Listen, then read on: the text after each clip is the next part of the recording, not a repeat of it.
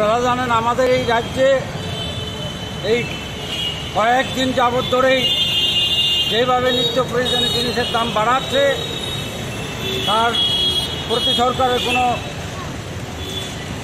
লক্ষ্য নেই, বেড়েই চলেছে। অযৌক্তিক কারণে এগুলি আজকে আমাদের এই রাজ্যের গোলবাজারের মজুতদাররা জিনিসের দাম বাড়িয়ে দিচ্ছে, অথচ আমাদের এই রাজ্যের সাধারণ মানুষের আজকে জায়গার কাজ থেকে শুরু করে সমস্ত তার ইনকামের সোর্স কমে যাচ্ছে। তার ফলে আমরা আজকে এই আগরতলায় আজকে এই দ্রব্যমূল্য বৃদ্ধির বিরুদ্ধে এবং সরকারের অন্যান্য অগণতান্ত্রিক কাজের বিরুদ্ধে প্রতিবাদে আমরা আজকে এই বিক্ষোভ সভার আয়োজন করেছি। আমরা মনে করি এই দ্রব্যমূল্য বৃদ্ধি আমাদের এই রাজ্যের তথা এই ভারতবর্ষে কালোবাজারি ব্যবসায়িকদের অধিক মুনাফার জন্য এগুলি চলছে এবং আমাদের এই রাজ্যে আমাদের দ্বারা নির্বাচিত সরকার এগুলিকে প্রশ্রয় দিয়ে চলেছে তাদের স্বার্থের জন্য। তাই আমরা মনে করি তার বিরুদ্ধে একমাত্র জনগণের ঐক্যবদ্ধ আন্দোলনে একমাত্র প্রতিরোধ করা সম্ভব। তাই আমরা আজকে 7 দফা দাবির ভিত্তিতে এই আন্দোলন শুরু করেছি।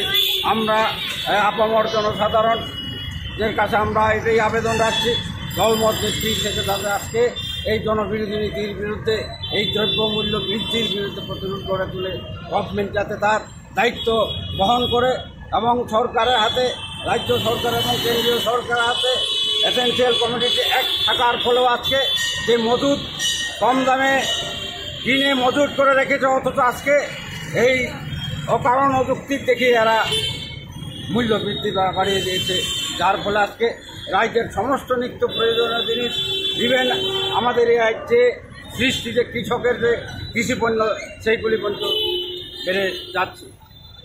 এই কারণে আমাদের আজকের এই বিক্ষোভ সভা। আপনার পরিচয়টা? আমি মলিন দেববর্মা, এসিসিআই রাজ্য সাংগঠনিক কমিটির সদস্য।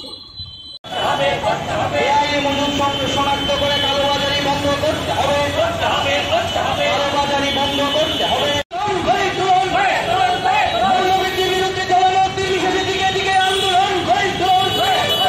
Subscribe to Tripura Info and press the bell icon so that you never miss any latest updates and news on Tripura.